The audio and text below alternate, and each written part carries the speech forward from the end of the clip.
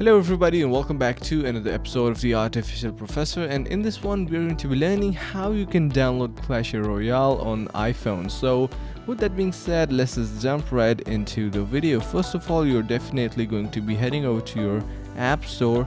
So once you are on your app store, what you need to do is you can see we have the search bar going on at the top.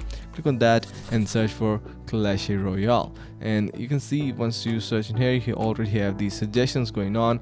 Click on this Clash Royale suggestion, and you can see we have Clash Royale and we have this get option. Click on get, and now it will be asking you for this confirmation. Once you do that, it will be started downloading. And it is going to be a pretty simple process. So I hope you found this video helpful. If you did so, make sure to subscribe to the channel, like the video, and share around with your friends. Thanks so much for watching, and see you around in the next video.